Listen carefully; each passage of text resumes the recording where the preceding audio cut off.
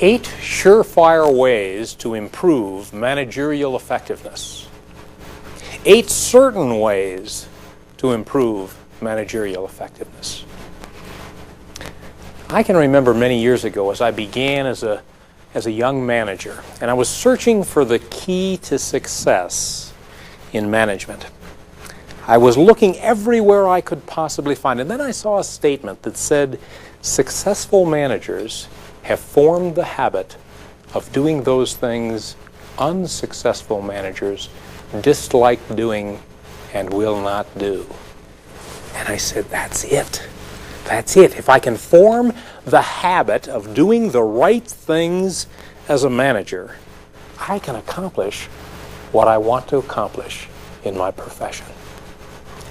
Today in this session, we'll talk about 8 sure ways that you can form habits that will help you be a better and more effective manager. The first idea, we need to solve the paradox of time. What is the paradox of time? Well, we never seem to have enough time, yet we have all the time there is. Isn't that true? Now, I know you as a manager would say, man, if I could just have an extra hour in the day, I could get it all done. Just give me 1 extra hour in the day. There's not a way that I can do that. But I can share with you an example of a way that you can solve that paradox of time, because I remember, again, early in my career, I remember approaching every day, and as I came into the office and thought about the things that I had to do, I thought, well, I guess I thought it was much like this pitcher and all the water in it, and the water represented the things that I wanted to get done. And then this was my day. And I said, wait a minute, there's no way that I can get this all done. There's no way that I can possibly get everything that I want into this day. I said, this is going to be a frustrating day, and I'd start that day, and I'd get about to lunch, and I'd reassess. And I'd say, sure enough, I'm not going to get it all done today. I'm just not going to get it all done. I can't possibly get it all done. And along about getting close to the end of the day, sure enough, frustrating day. Absolutely frustrating. Now, I know you've all had that experience. But then, you know what I did? I looked around, and I noticed that there were other managers that had solved the paradox of time. You know how they solved it? They had a slightly different attitude than I had. They started out by saying, I can't get everything done today. But then they put a but by that, and they said, at least I can do the really important things. Wow, what a difference that made in my life.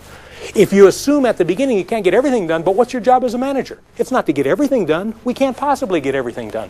What we need to do is make sure that we are spending our time getting the really important things done.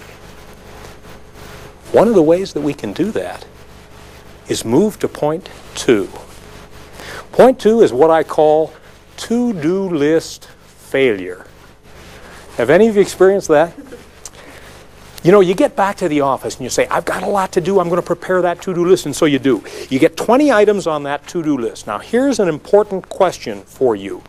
Does the average individual in the first hour of the day get a lot of those things done or relatively few? I would suggest to you that most of us would end up getting a lot of things done the first hour, because what happens? We want to cross things off on our list, don't we? And so we go for the things that are quick and that are easy and that are personal and that are fun and that are no we can cross off, and we say, boy, we made a lot of progress this first hour, didn't we? And about noon, you know, maybe we got 10 of the items crossed off. And we're feeling great, and about the end of the day, 15 of the 20 items crossed off of our list, but then we look at the 5 that didn't get done. And they were the really important things. To-do list failure because we didn't do 2 things. We didn't, once we got that list completed, take just a little bit of time, and I'm not talking about a lot of time, I'm talking about just a little bit of time to prioritize, to decide what's really important, and then secondly, to do a little scheduling of our day so that we can truly accomplish those things that are important, because we're probably not going to get all the things on our list done.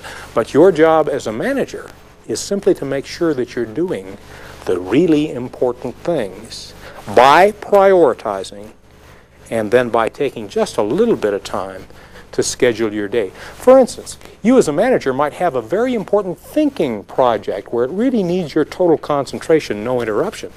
Best to schedule that at a time when you're not likely to be interrupted, or put yourself in an environment where you can't be interrupted. We need to plan and schedule that way. Now, another way that we can accomplish exactly the same thing is to move to point 3 here. I love the statement made by Lin Yatang, great Chinese philosopher. He said, besides the noble art of getting things done, there is the noble art of leaving things undone. And then he put the kicker on it. He said, the wisdom of life consists in the elimination of non-essentials. Oh, that's so true for us as managers. You see, if you want more time to do the important things, what do we need to do? We need to figure out what we're doing that has lesser importance and eliminate those items. They recently did a study of the CEOs, of the presidents of major corporations to try to determine what made them effective. You know what was the single thing that they found out that made them effective from a standpoint of their time use? They were able to eliminate non-essentials from their life, the things that weren't really important. I challenge you as managers to eliminate non-essentials. Now that's an interesting philosophy, but how do you do it from a practical standpoint? Let me suggest that there are at least 2 ways. One way is to look at what we call the 80-20 rule. The 80-20 rule. More appropriately, that's Pareto's principle. Many years ago, Pareto said, in any group of items, there will be a small percentage of the items that account for a large percentage of the value. The rest of the items account for a very small percentage of the value. You know that's true in your own organization. You think about the products or services that you provide. Probably your profitability comes primarily from a relatively small amount of items. Or you think about the people that you manage. And certainly there are a number of them that come to the top, and a very small percentage of them that get the greatest amount of work done. But nowhere is that principle, that 80-20 principle, more operative than in your own use of time as a manager. You see, I challenge you, if you kept track on a minute-by-minute basis and then analyzed, I think you would find that 20% of the time that you spent during the day accounted for 80% of your value. You want to be more effective? Simply analyze your day tomorrow and make sure you spend more time doing those things that are getting the greater value. There's a second way that you can eliminate non-essentials from your life. Do we have any perfectionists in the room? Other than myself. I see a lot of people raising their hand. I see a few people pointing at other people, so I know there are perfectionists in here. We have a problem. We perfectionists do. We want to do it right, don't we? There's a law called Parkinson's Law, which says work expands to the time available for its completion. Now that causes us perfectionists problems, because what we do is we say, well, it's got to be perfect. You know, I want to make sure that this note-taking guide is perfect. I want to make sure that this presentation is perfect. And we allow an awfully lot of time. And what happens to the work? It expands to the amount of time available for its completion. If you are a perfectionist, follow the perfectionist rule. The perfectionist rule says simply, do it in 50% of the time. Or do it in something significantly less than what you think it will take you. You know, that works. I remember a number of years ago, I was developing my first program in the time management area. And I realized there were going to be 12 lessons in that program, and I wrote lesson 1.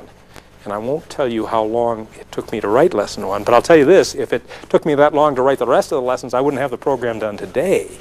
I said, wait a minute, Jim, you got to start applying some of the principles that you're teaching. So I applied the perfectionist principle. I said, lesson 2 you're going to do in 50% of the time.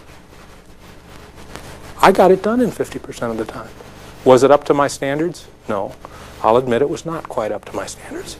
But the next day I stepped back and I looked at lesson 2 and I said, wait a minute, all I need to do is rearrange this a little bit, change that, and with a little bit more time, I got it up to those standards. And it was a lot less time than it took me. And I did that with every single succeeding lesson, and I found that if we force ourselves, we perfectionists, force ourselves to get it done in less time, it can make all the difference in the world. Principle number 4. Control paperwork. Oh, a management's nightmare. Paperwork. I don't know about for you. It's not the in basket or the out basket that gives me a problem. It's that not quite in and not quite out basket. And what do you do with that? And paperwork gets all over the place. Now, if there was one, you know what I'm talking about, huh? If there was one principle that we would say that would apply to all handling of paperwork, what would it be?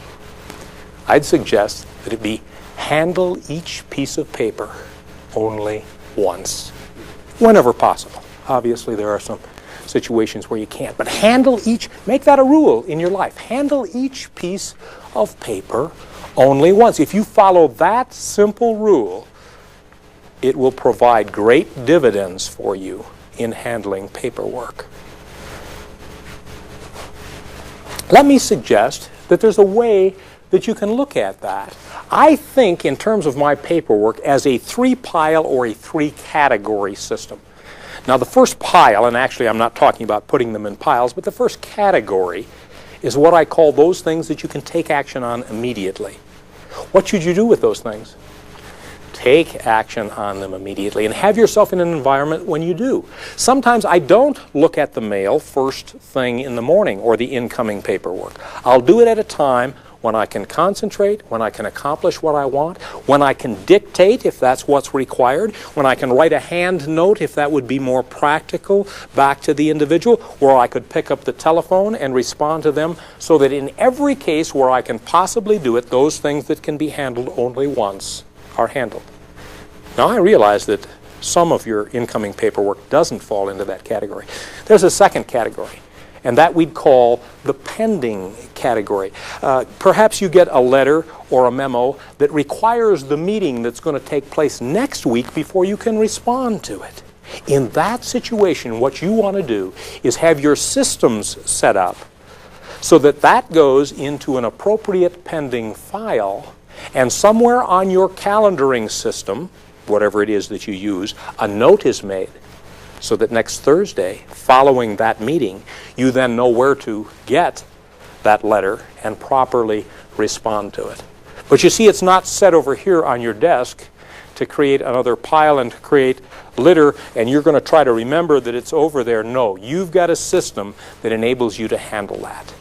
The third category is the category that ought to go immediately into the basket. Now, you know, that's one of the most difficult categories, however, isn't it? Because you say to yourself, wait a minute, just might need that sometime. Aha, I know you, don't I? Yeah, I feel the same way. Several years ago, I found an additional suggestion that's helped me very much in that area. It's called a pending drawer. A pending drawer. That's exactly for those items that you say, you know, maybe I might need that, but it's not worth taking the time to file it someplace. But I don't want to throw it away because of the anxiety it would cause me if I throw it away. So you have one drawer in your desk or in your credenza that you have my permission not to throw it in the basket or to file it because it takes too much time to file. You can throw it in there, and you know that if you ever really need it, it's in there. You know what happens? About once a month, I go to my pending drawer, and most of it I'll dump out. My pending drawer, incidentally, is a little bit more advanced. In the back, I have the things that I want to keep for a longer period of time, but most of them get dumped very quickly. It is simply a system that saves time and saves anxiety on your part. There's one final suggestion that I'll make to you, and that's a to-be-read file. I keep it right in my briefcase because many times you get things that don't necessarily have any urgency, but you'd sure like to be able to read them and know what's in them. But if you never got around to them, maybe it wouldn't make too much difference. They go into my to-be-read file, and whenever I get put on hold on the telephone, whenever I'm traveling in an airplane or in some other way that I can divert my attention, whenever I'm resting and relaxing and would like to get to that stuff, I know right where it is, and I can go to it and accomplish what I want. The fifth suggestion. I think I can best describe this one with an example. It's a very personal example to me. A secretary who worked for me many years ago. It was a holiday Sunday afternoon, and I got a telephone call. And it was Linda, and her voice was trembling on the telephone. I knew there was a problem.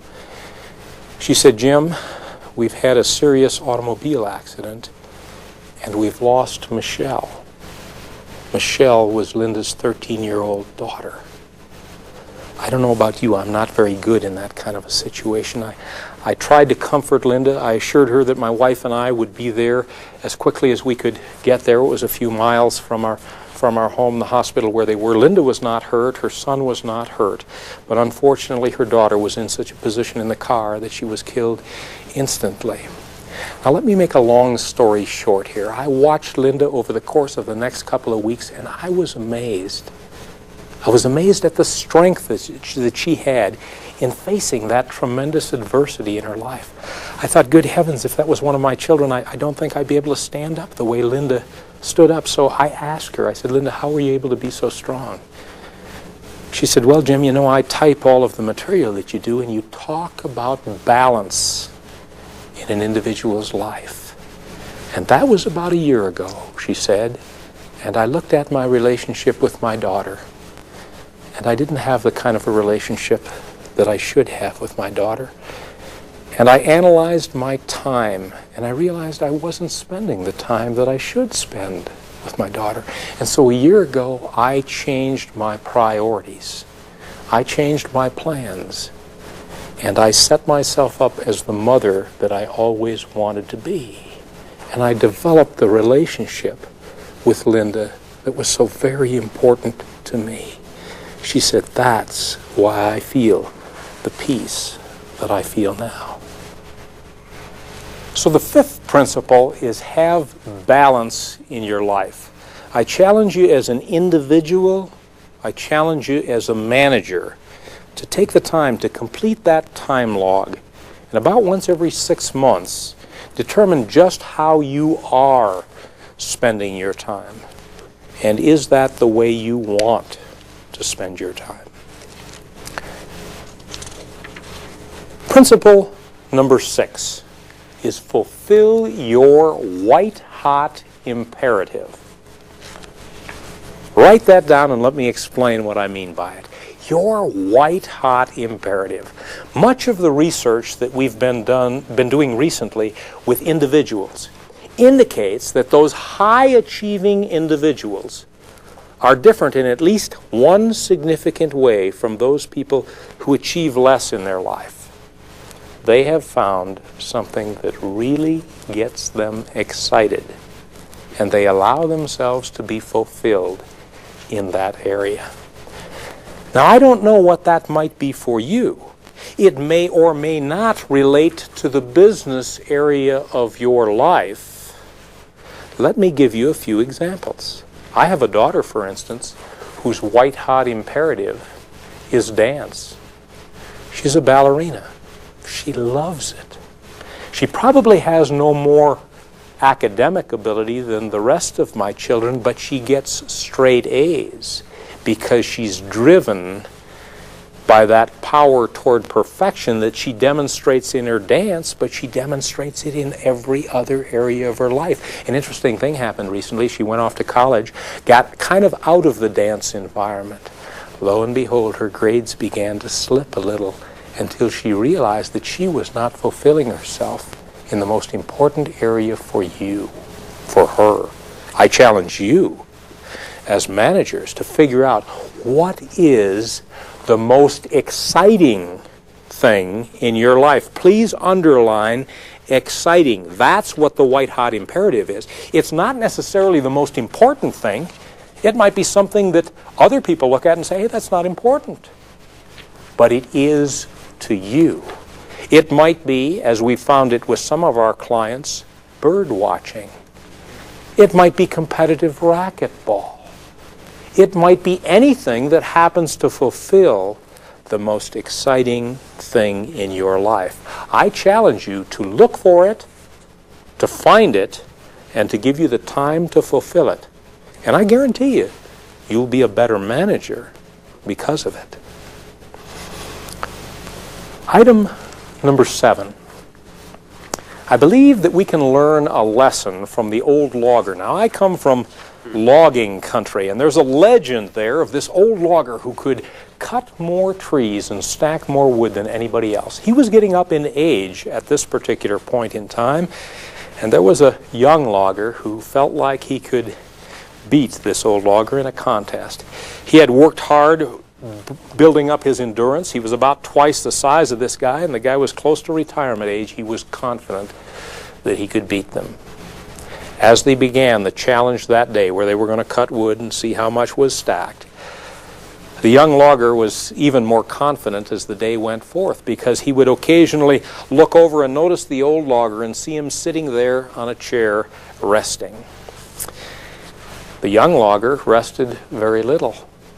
At the end of the day, he was confident that he had won. But lo and behold, when they totaled the amount of wood that had been cut and stacked, the old logger again had won the contest.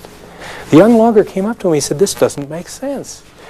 He says, I'm in such good shape. You're close to retirement age. And he says, also, I noticed that you were periodically resting while I was working.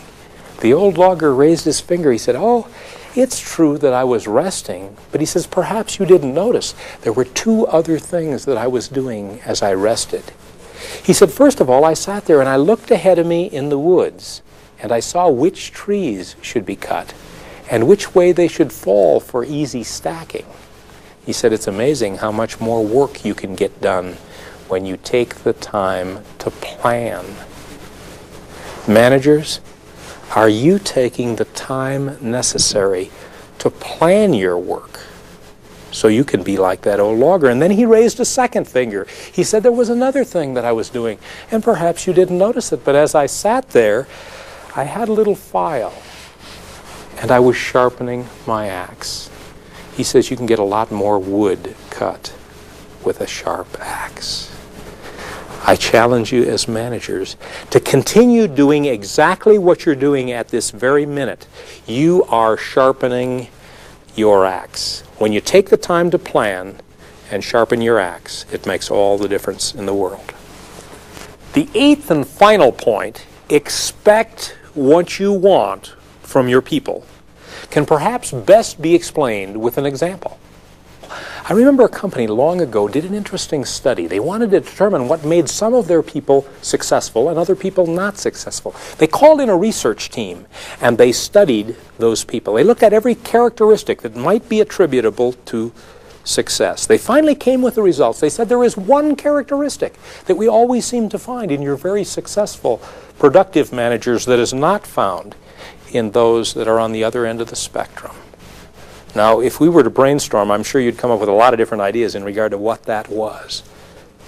I was surprised when I found out they said your successful managers believe that they are going to be successful. Your less successful people do not believe they're going to be successful.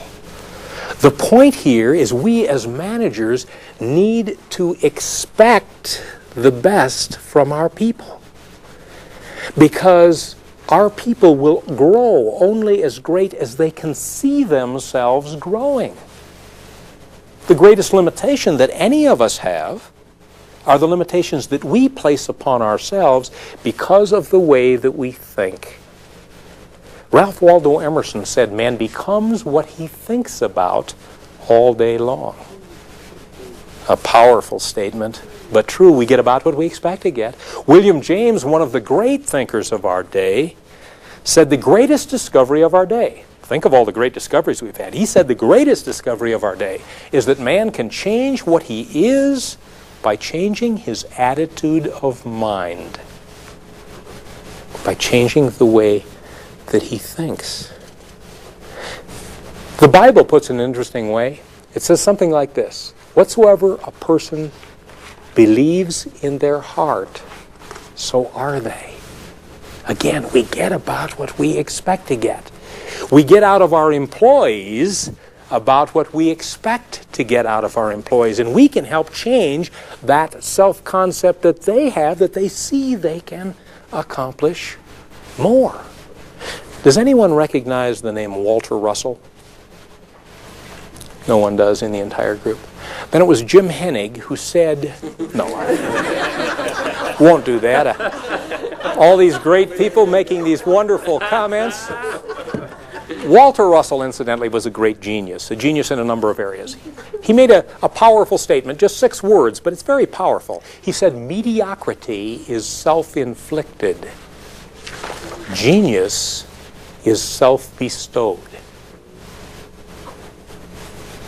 Now, here was a genius that realized his ability to perform as a genius was in part due to his believing that he could accomplish those things. I think the best example that I've ever seen of this happened to me a number of years ago. A gentleman came up to me out of an audience and said, "Jim, I must share with you an experience that I had." He said, "I'm a high school teacher. I want to tell you about Tom and Bill. The reason I tell you about these 2 boys is that we gave all the students in the school that year a test, and I got the results back. Tom was a straight A student. Bill was a D student. They were kind of at the opposite ends of the spectrum.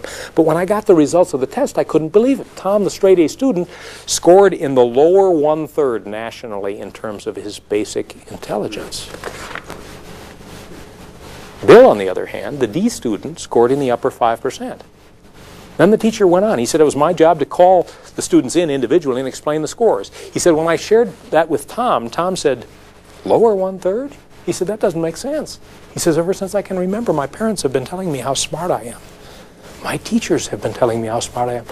I thought it was easy for me to get A's. I had no idea I'm in the lower 1/3.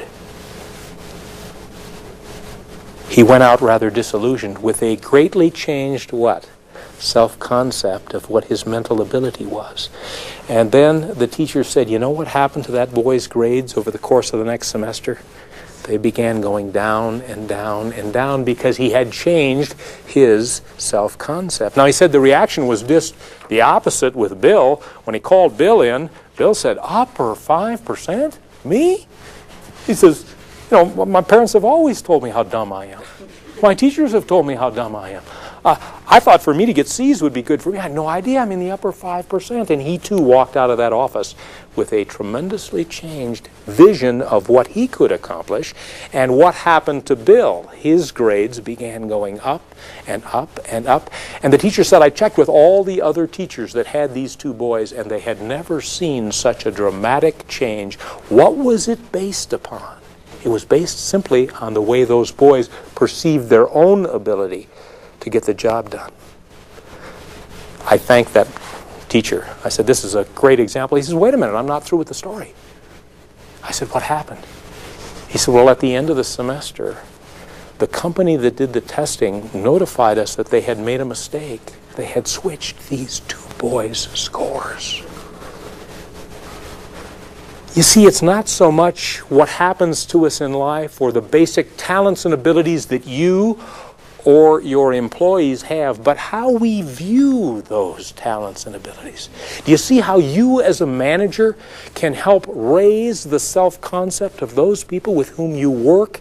And just like this graphic example with those two boys, they will increase their performance.